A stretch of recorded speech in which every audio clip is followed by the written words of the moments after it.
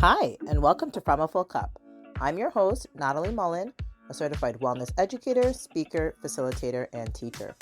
From a Full Cup is a mental wellness education podcast that helps women prioritize their wellness and put themselves first, because you can't pour from an empty cup. I present unique wellness tips and strategies in ways that are relatable and practical, and can be adopted for your lifestyle. Whether I'm speaking at an event, facilitating a workshop, or coaching clients, I'm passionate about helping women dream big, take action, and move the needle forward to achieve the life they want. Now, let's get started. Hi, everyone, and welcome to another episode of From a Full Cup. I am so excited to have with me JJ DiGeronimo. Thank you so much for having me. I love your podcast and I just love the way you approach life. Oh, thank you so much. JJ, I want you to introduce yourself to the listeners in your own words, and then we'll get started. Well, I'm a woman that's been on a journey, as most women have. I was really called to kind of share the challenges I was going through as a woman. So I am a gatherer of women that are 5, 10, 15 years ahead of me. And I collect the wisdom, collect the stories, collect the advice. And little did I know I'd be sharing them in books. Okay. Wow. What an interesting introduction. Because you said so many words, gatherer, being on a journey. I definitely want to dig into that. And I want to start with your backstory. How did you come to be in the line of work that you're in right now? Huh. When I first left my technology career, I already had a book under my belt. I was planning to write my second. I was speaking at a ton of women's events around the world. And, when I decided to move into doing this work full time, it took me a long time to figure out who I was because I had always defined myself by my title, my salary, the company I worked for, the last trip I went on, the last award I won. And it was hard. I truly believe I was depressed, and I ended up in a therapist's office being like, "I have no joy. I don't know why I don't have any joy." And she really ushered me on to a mindfulness class, which, as I share often, like that, it was ridiculous. I really was feeling like I was at my wit's end. And yet this woman says, "Go to mindfulness." I was like, I need a serious solution. And so, it took me a while to really understand what mindfulness was and how to be a mindful being. So that really was the beginning of the journey that brought me to this point, because once I figured out how to really live in the present moment, how to think about my energy level, my frequency, and how to really have true gratitude, things really shifted for me. But that was like an 8-year process. It was not 8 months or 8 minutes. I'm really glad that you talked about it being an 8-year process because I think so many times in life we want everything fast, right? Just like the microwave, we want to put it in. Even for myself, yesterday I put something in the microwave for it was supposed to be for 2 minutes, and at a minute and 30 I was like, "Oh, I'm hungry. I'm going to take it out." And of course, it wasn't perfectly hot, and I only like super hot food. So I had to put it back in for that 30 seconds. But I think that's almost a metaphor for life. We just want things really quickly. We want the answers quickly. We wanna know the direction we're going in. We wanna know it all quickly. But sometimes we have to let things unfold, and sometimes we have to go through so many different pieces of the journey for the journey to even make sense in the long run. So 8 years, like, that is a long commitment, but I'm so glad that at the end of that 8-year mark, you feel like you got to a point, and now when you look back, this is why all of those pieces were kind of, lining up the way that they were. Oh, sure. Yeah. It takes a long time and I'm still on the journey. It's not like I'm done by any means. Yeah. Definitely. And I think that's a great idea to have a lifelong journey, and it just shows a growth mindset, right? What was one major challenge that you had to overcome in this journey? Oh my goodness. How I talk to myself, how I supported myself. Brene Brown talks about it all the time, right? That self-talk. The subtitle in my book is like not only raising your energy, but sidestepping your self-doubt. We have to find tools and techniques to work around it. And that still takes me time. I mean, anytime I start something new, anytime I'm getting up on the stage to speak, anytime I'm hosting a retreat, like I'm always like, I can't believe I'm doing this. I'm gonna fail. This is gonna be horrible. People aren't gonna like it. Like, I have those voices, and I feel like that has been the biggest lesson for me is learning how to work around those thoughts so that I can really align more with kind of a loving conversation with myself, which is not easy. I mean, it's an hour by hour situation over here. Well, that's very honest, and I think honesty is a great place to start. But I think also in that honesty, you talk about the effort that you are making. So you recognize that you're not always maybe talking the most positive to yourself, or you don't always have self-talk that aligns with what you want to do. But then you're asking yourself, how can I change my talk? How can I reframe those thoughts? How can I start telling myself things that do align with actions that I'm taking and the things that I am doing? How can I start telling myself that truth? Yeah. And so mindfulness has been a super fantastic tool. And, I studied mindfulness from a teacher that studied under John Kabat-Zinn. And so being in the present moment, you can recognize the stories you're telling yourself, how you're talking to yourself, how you're talking about others, what opinions you have.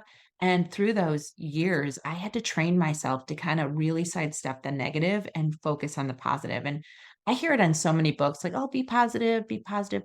Honestly, you have to train yourself to find good in everything. And, my son just broke his knee a couple weeks ago and I say, oh, and I'm like, it's a great lesson about how awesome your legs are. It's fantastic that he didn't bust up his meniscus or his ACL. It's making him slow down to appreciate what is working for him. I really do try to find gratitude. And, what did it prevent him from that weekend or the week ahead? I really do believe there's a bigger plan for you and that if you can really focus on having gratitude for the small things and not always wait for the big things, you really can shift your energy and light to shine more brightly because you get what you give. You align to the energy you are, and if you're always like, oh, can't, that's the energy you're going to get back.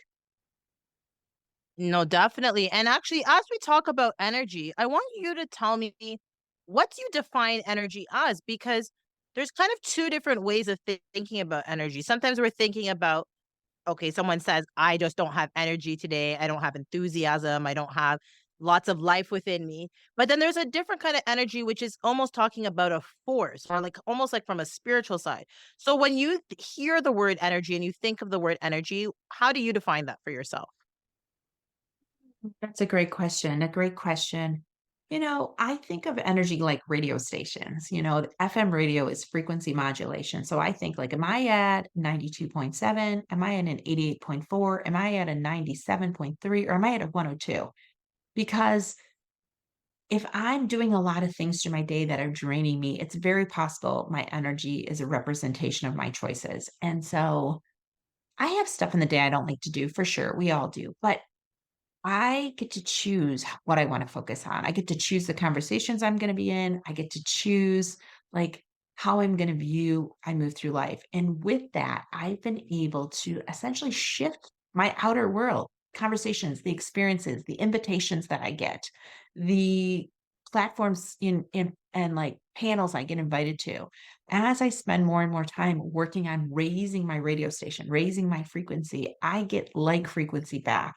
Like, you attract what you're at and where you're at, and, like, if you don't like what you're seeing, if you don't like what you're doing, you can raise your energy by how you talk to yourself, how you talk about other people, what you watch, what you read, what you listen to, and sometimes what you eat.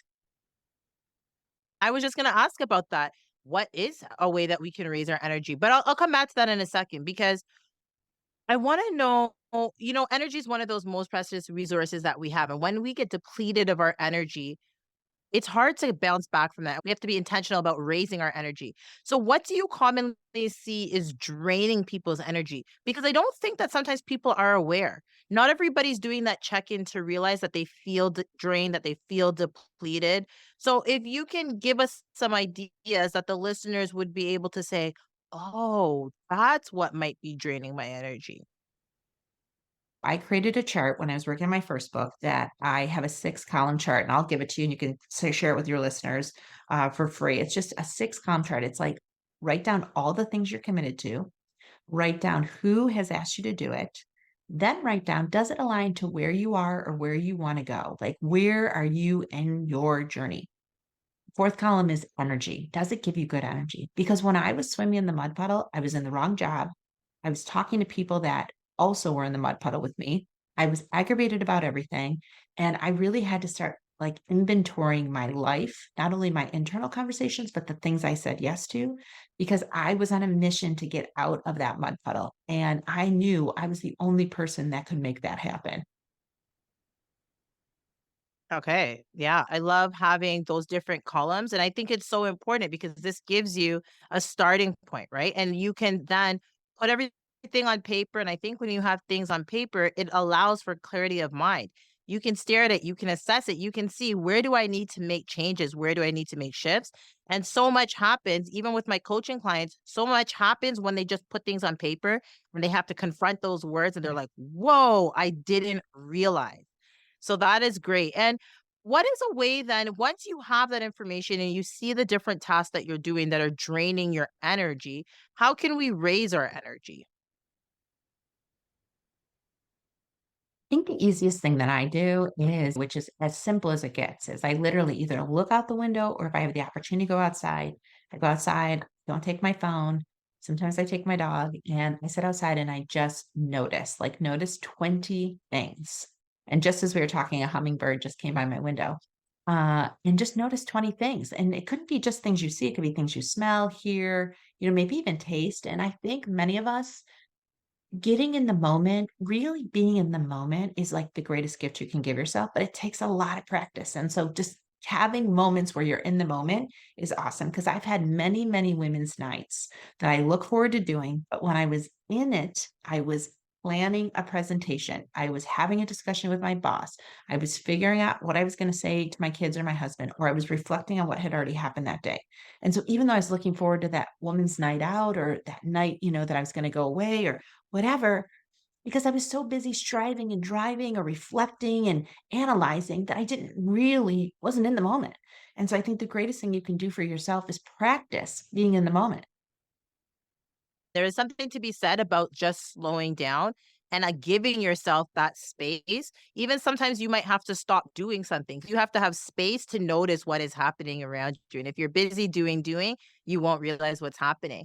And so, JJ, I know you're an author of many books, but I want to talk about your most recent book. Can you tell the listeners the title of the book, what it's about, and why you felt inspired to write it?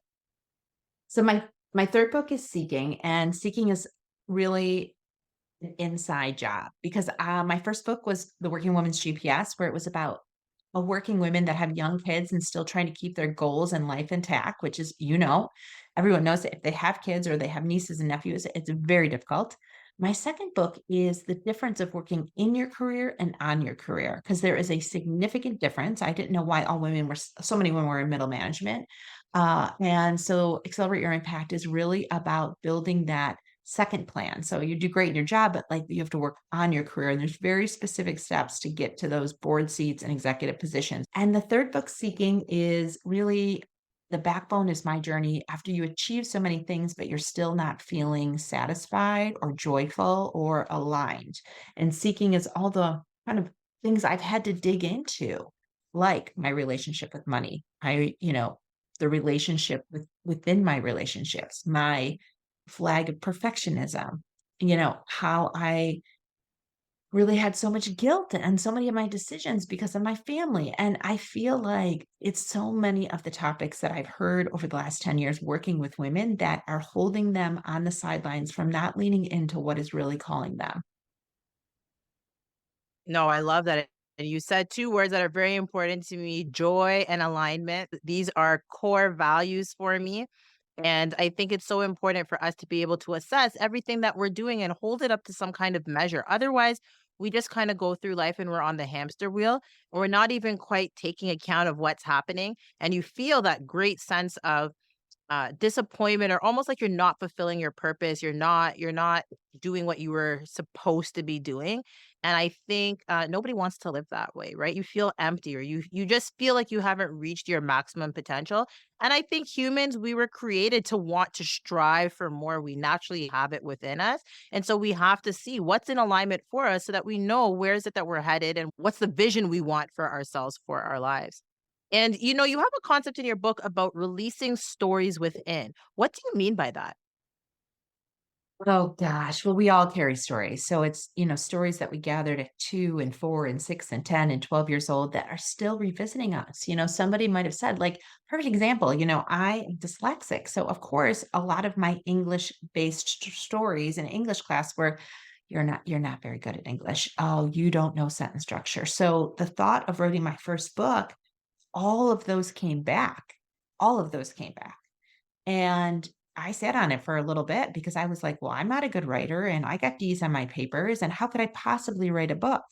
But the universe has a crazy way of like interweaving people and ideas and stories and just experiences your way that gave me kind of a framework of people to work with to make it happen. And so I feel like a lot of women that I talk to that are tapped on the shoulder to move to the next position or have a business idea or want to do something off the side of their desk, often it's the stories that are holding us back. Yeah, and you know what's so funny is that releasing your story actually allows you to tap into your power a lot of times. A lot of the times, the stories that you don't want to share or the stories that you don't even want to recount, the stories that you went through that you're embarrassed by, there is so much power that if you could own those experiences, own those stories, and share them from a place of power, that right there is your key and your ticket into fulfilling your purpose and into serving others. I 100% believe that.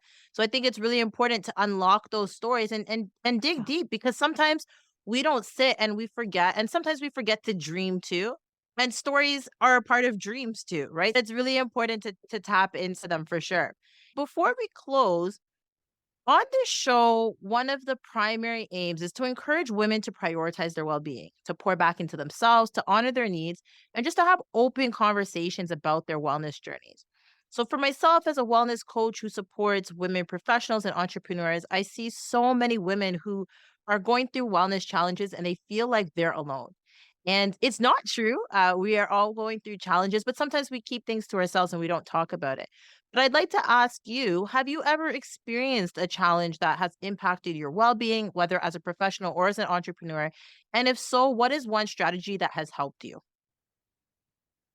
Well, I think disease is dis-ease, right? Just like from Louise Hayes, right? Heal yourself. And so I see this in so many people, and I see it myself. We store energy in our bodies, and we have tactics to work through that energy. And I actually work with a lot of energy practitioners. In fact, Seeking has 50 energy practitioners I work with, and I've probably worked with 50 more since I wrote the book. And I just love working with ancient practices. Even today, I've been to acupuncture. This week, I've done a cold plunge. So I feel like there's just many, many things you can do to take care of yourself that can be right out your back door. You don't have to go sit on a hill to take care of yourself, somewhere. You can just walk your block or go to a practice. Or if you're not into yoga, which I'm really not, you could do Pilates or you could do strength training or you can do TRX bands or you can just go for walks with your friends instead of going for wine. I mean, there's plenty of things you can do to take care of yourself, but I will share with you that if you're working all the time and you're working for everybody else and you're not taking care of yourself, it will catch up to you. Yeah, that's the honest, cold truth. And it's so true that when we are pursuing our own well-being and maintaining our own well-being, you have to find what works for you, right? You can't just do what somebody else did. Just like how you don't like yoga, neither do I. And the listeners are very well aware of that. So you've got to find things that are going to fulfill you, that are going to bring you joy, and that you are going to feel better about. And so I think, again, that self-awareness to know these are the needs I have, and these are the resources and tools that I can use to be able to pour back into myself. Those things are so important. And JJ, it's just been such a great conversation. Thank you so much for coming on the show. Please tell the listeners, how can they learn more about you, more about your books and what you offer? Well, thanks so much. And I'd just like to add, I've turned my phone into a learning device. So I listen to audibles. I'm always listening to books. I listen to YouTube. I do all my meditations from my phone. So all of us have like honestly a school right here that we can do anything we want with. We can learn anything, we can talk to anybody, and we can find that sacred space for ourselves to really just dive in. And you can find me because I'm always posting what I'm doing. I'm sharing many energy practitioners that I work with on most of my social platforms, which are JJ DiGeronimo. But if you're interested in the book, and I would say check out the reviews because all the reviews are people that have read the book and they're doing amazing things. They're leaping into just things that they've been sitting on the sidelines for. You can look up Seeking, but don't do it alone because then you're going to end up on some like dating site. So Seeking JJ and 74, and you'll find it on Amazon. All right, Seeking JJ74, and that link will be in the show notes, as will all of the links to JJ's social media and her website. JJ, this has been such a great conversation. And for the listeners out there, please go check out JJ and check out all three of her books because they cover different angles, but they all sound so very interesting. So I can't wait to dig in and read them myself. And until next time, everyone, continue to serve yourself, your loved ones, and your community from a full cup.